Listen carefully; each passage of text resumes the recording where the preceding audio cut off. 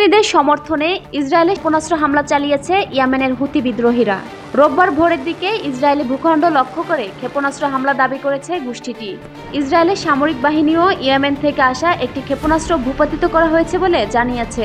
Israeli ভূখণ্ডে হুতিদের ক্ষেপণাস্ত্র আছড়ে পড়ার আগে ইসরায়েল জুড়ে বিভিন্ন এলাকায় সাইরেন বাজিয়ে বাসিন্দাদের সতর্ক করে দেওয়া হয়। এক বিবৃতিতে ইসরায়েলের সামরিক বাহিনী বলেছে, ইসরায়েলের বেশ কয়েকটি অঞ্চলে রোববার ভোরের দিকে সাইরেন বাজিয়ে বাসিন্দাদের সতর্ক করে দেওয়া হয়। এর কিছুক্ষণ পর ইসরায়েলি ভূখণ্ডে প্রবেশের আগেই ইয়েমেন থেকে ছোড়া একটি ক্ষেপণাস্ত্র বাধা দেওয়া হয়। ইসরায়েলের বিমান বাহিনী ক্ষেপণাস্ত্রটি ভূপাতিত করেছে বলে সেনাবাহিনীর বিবৃতিতে জানানো হয়েছে।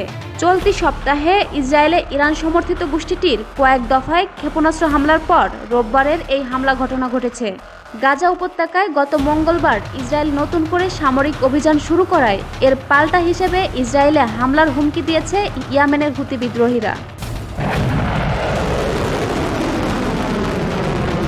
এর আগে শুক্রবার ইসরায়েলের সামরিক বাহিনীর এক বিবৃতিতে ইয়েমেন থেকে ছোড়া আরেকটি ক্ষেপণাস্ত্র ভূপাতিত করার দাবি জানানো হয়।